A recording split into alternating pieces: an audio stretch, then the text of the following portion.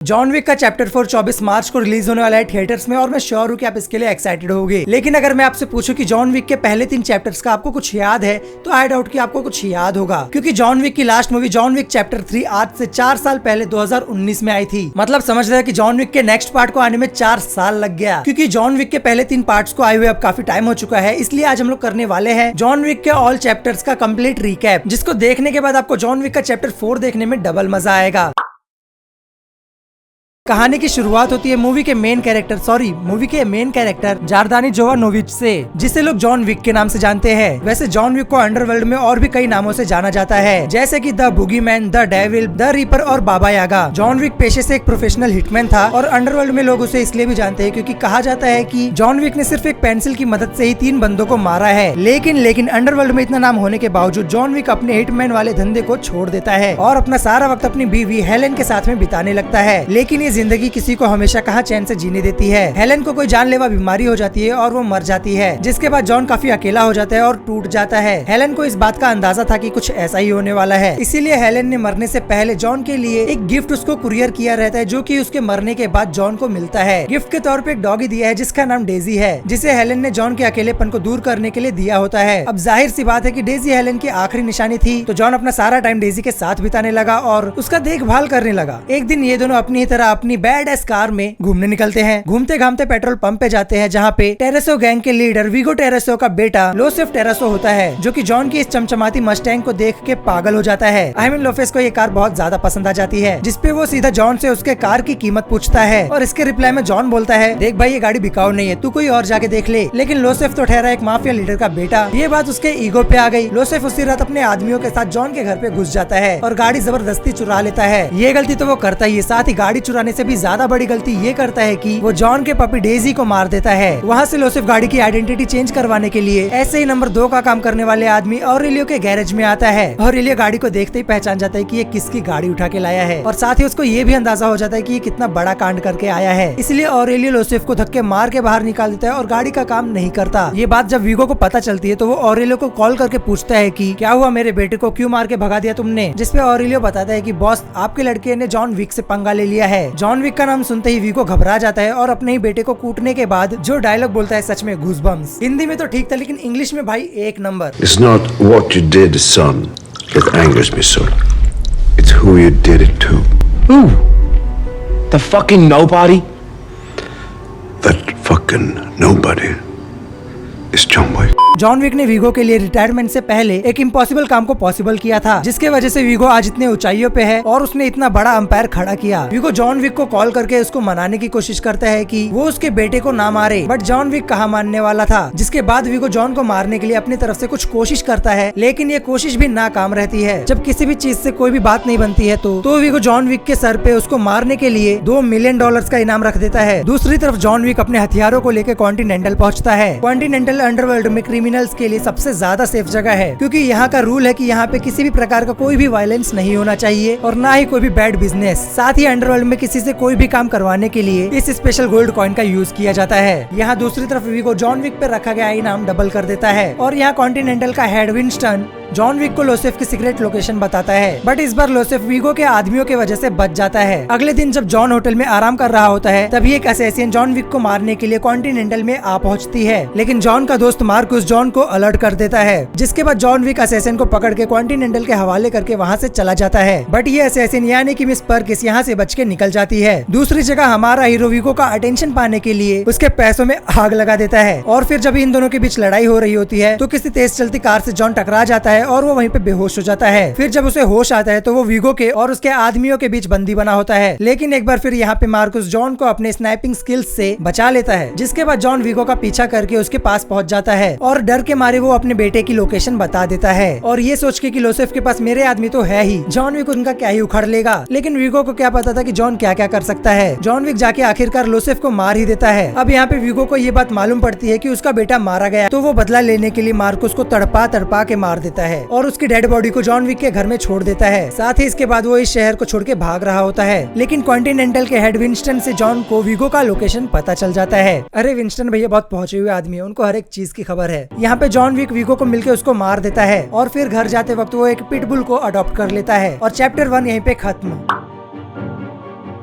अब John Wick ने अपने पपी का बदला तो ले लिया होता है, लेकिन उसकी कार अभी भी उसके पास नहीं होती है। ये कार होती है लोसेफ के अंकल यानी कि विको के भाई अब्राहम टेरासो के पास। तो इसीलिए जॉन अपनी गाड़ी लेने अब्राहम के यहाँ पे जाता है और कमाल के सीन्स के बाद जॉन को उसकी कार मिल भी जाती है, लेकिन थोड़ी टूटी फूटी हालत में। यहाँ पे जॉन विक अब्राहम की जान को बख्श देता है शांति बनाए रखने के लिए।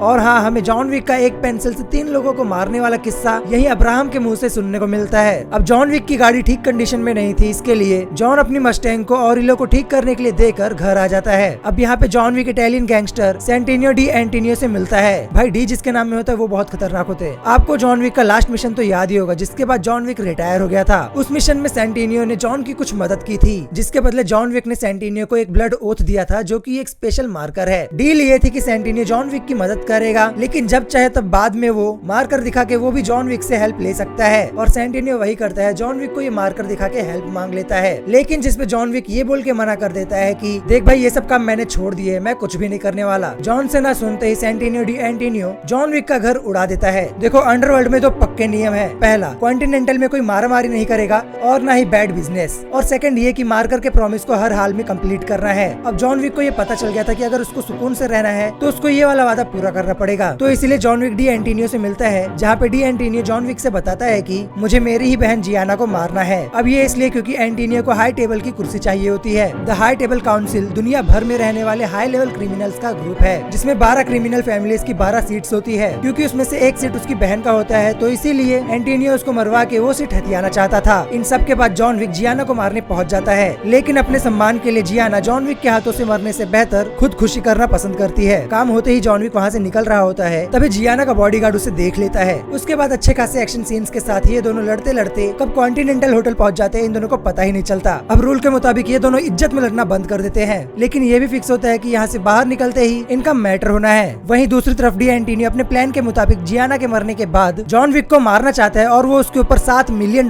का इनाम रख देता है, जिसकी खबर लगते ही सारे असैसिन जॉन विक को मारने के लिए उसके पीछे पड़ जाते हैं। जब ये सारी बात जॉन विक को पता चलती है तो वो बाउरी किंग के साथ हाथ मिला लेता है। एंटोनियो को जब पता चलता है कि जॉन विक उसको मारने के लिए उसके पीछे आ रहा है तो वो जाके कॉन्टिनेंटल में बैठ जाता है, क्योंकि उसको लगता है कि वो यहाँ पे सेफ है। लेकिन यहाँ पे विंस्टन के लाख मना करने के बावजूद जॉन विक सेंटिनियो डी एंटिनियो को मार देता है। जॉन एंटिनियो को मार तो देता है, लेकिन उसकी मुसीबतें अब और भी बढ़ गई हैं, क्योंकि उसने कॉन्टिनेंटल का रूल तोड़ा है। अब जॉन विक को थोड़ी ही देर में एक्स कम्युनिकाडो घोषित कर दिया जाएगा और दुनिया भर के असैसिन उसके पीछे पड़ जाएंगे। और इसी के साथ यहाँ पे होता है जॉन विक चैप्टर 2 का दी एंड।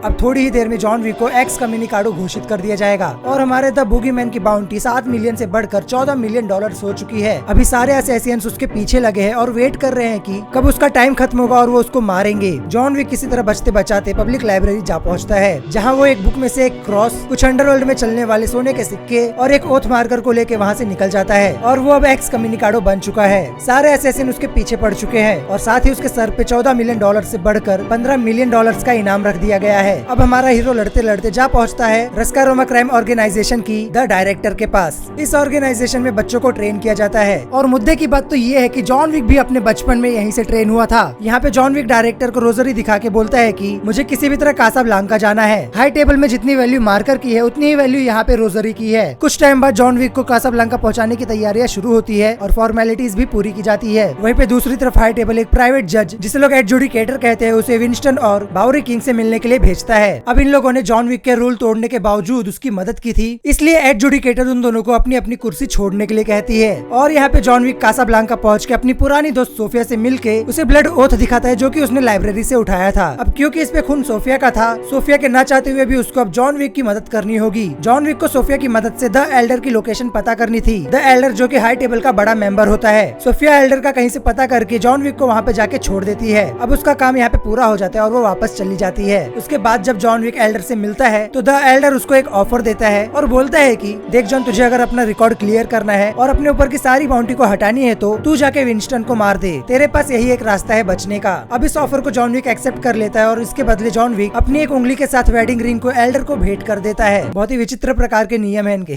वहीं दूसरी तरफ डायरेक्टर को जॉन की हेल्प करने के लिए उसको पनिश किया जाता है। जॉन विक के वापस नए सूट बूट के साथ लौटने पर उसका सामना जीरो से होता है, जो कि एक असैसियन है। वापस एक तगड़ा फाइटिंग सीक्वेंस होता है और लड़ते लड़ते वो पहुंच जाते हैं होटल कॉन्टिनेंटल और यही मारपीट बंद। होटल में जॉन विक विंस्टन से मिलता है और विंस्टन को ये बात पता होती है कि वो उसको मारने आया है। इसी बीच यहाँ पे एडजुडिकेटर पहुंच जाती है और वो उन दोनों से उनका आखिरी फैसला पूछती है, जिसपे दोनों जने इनकार कर देते हैं। जॉन बोलता है मैं नहीं मार रहा विंस्टन को, और विंस्टन बोलता है मैं कोई कुर्सी उर्सी नहीं छोड़ने वाला। ये सुनने के बाद एडजुडिकेटर डिपार्टमेंट में कॉल करके इस होटल के स्टेटस चेंज करवा देती है। मतलब अब यहाँ पे मारपीट खून खराबा सब कुछ चलने वाला है। कुछ टाइम बाद जॉन विक होटल के गार्ड्स के साथ मिलकर हाई टेबल की फौज को मार देता है, जिसमें जीरो भी शामिल होता है। अब इतना सब कुछ हो गया था तो एडजुडिकेटर विंस्टन से एक नई डील करती है। वो विंस्टन से बोलती है कि तुम जॉन को मार दो और कॉन्टिनेंटल की गद्दी फिर से तुम्हारी, जिसको मान के विंस्टन जॉन विक को गोली मार देता है और जॉन विक बचने के लिए बिल्डिंग की छत से नीचे कूद जाता है। लिटरली 4 से 5 फ्लोर ऊपर से गिरने के बावजूद वो बच जाता है। जॉन विक के गिरने के बाद बाउरी किंग के आदमी उसको उठा के बाउरी किंग के पास ले आते हैं और यहाँ पे ये दोनों अब हाई टेबल से तंग आ चुके हैं और बस जॉन विक चैप्टर 3 खत्म हो जाती है। अब बस 24 तारीख को यही देखना है कि ये दोनों मिलकर अंडरवर्ल्ड में क्या धमाल मचाते हैं। तो वीडियो आपको कैसी लगी लाइक और कमेंट करके जरूर बताना, और ये भी जरूर बताना कि अगले वेडनेसडे पे आपको कौन सी मूवी या फिर सीरीज का रिकैप चाहिए। और हाँ, ऐसी और भी वीडियोस के लिए चैनल को सब्सक्राइब करना मत भूलना।